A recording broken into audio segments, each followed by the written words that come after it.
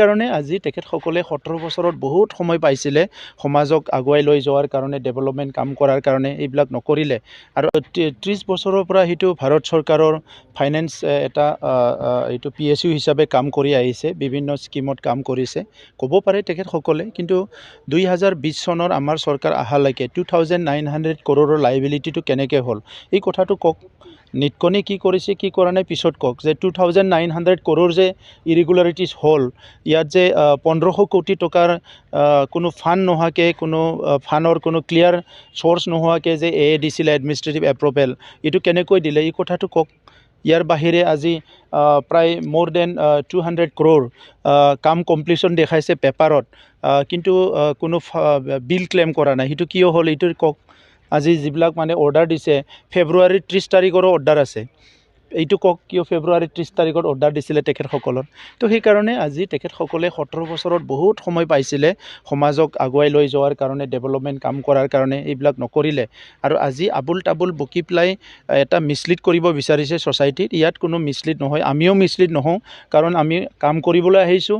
আৰু ইয়াত যিসকলে এনেকুৱা ইৰেগুলাৰিটিজ এনামলিজ কৰিছে, এইটো ষ্ট্ৰং হেণ্ডেৰি এইটো ডিল কৰা হ'ব। আৰু অনাগত দিনত যাতে বড়োলেণ্ডত তেনেকুৱা কোনো ডাঙৰ মানে চুৰ কৰিব নোৱাৰে, ডাঙৰ তেনেকুৱা হৰলুকি কৰিব নোৱাৰে, এনেকুৱা এটা ব্যৱস্থা কৰিবলৈ আমি গৈ আছোঁ।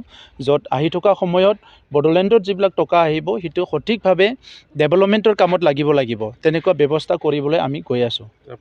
চাওক, তেনেকুৱা কথাবিলাক আজি ইমান ৰেছপনচিবল দায়িত্বত ইমান বছৰ থাকি অহা ব্যক্তিবিলাক যদি কয়, য'ত ভাৰতৰ IB আছে, অসমৰ মানে SB আছে, বিভিন্ন ইণ্টেলিজেন্সে কাম কৰি থাকে আজিৰ সময়ত, হোম মিনিষ্ট্ৰী আছে, এনেকুৱা সময়ত আজি কোনোবা এনেকুৱা এলিগেশ্যনবিলাক যদি দিয়ে, এনেকুৱা টুলুঙা কথাবিলাক কৈ পেলাই যদি দায়িত্ব সাৰিব বিচাৰে, ইট ইজ ভেৰি আনফৰ্চুনেট। গতিকে আমি সমাজখনৰ দায়িত্ব ল'ব লাগিব। কিয় আজি সমাজত তেনেকুৱা ৰেছপনচিবল মানুহবিলাকে এইবিলাক কাম কৰিছে, তেখেতসকলে কোৰ্টত যাই প্ৰুভ কৰক, তেখেতসকলে আইনৰ ব্যৱস্থা লওক, এইটো প্ৰুভ কৰক। এনেই মানে আবুল তাবুল এলিগেশ্যন দিলে এইটো হ'ব নেকি? যে যোৱা 17 বছৰত কোন সময়ত কোন মৰিছে, কোন মৰা নাই, ইয়াৰ গোটেই ডাটা গভৰ্ণমেণ্টৰ তাত আছে, ইয়াৰ গোটেই ডাটা পাব্লিকৰ তাত আছে। চ' আজিৰ সময়ত যিবিলাক কথা কৈছে, ইটছ ভেৰি আনফৰ্চুনেট। এতিয়া সমাজখন ভালকৈ গঢ়িব লাগে, ইনষ্টেবল কৰিবলৈ আকৌ কোনো চেষ্টা কৰিব নালাগে। বন্দুক বাৰুদ বহুত খেলা হৈ গ'ল, জাতিয়ে যিখিনি পাব লাগে পালে, যিখিনি হেৰাব লাগে হেৰালে। আৰু এতিয়া সমাজখন সুস্থিৰভাৱে আগবাঢ়ি গৈছে, শান্তি আমাৰ মাজত আহিছে, বিভিন্ন ডেভেলপমেণ্টেল কামবিলাক আৰম্ভ হৈছে।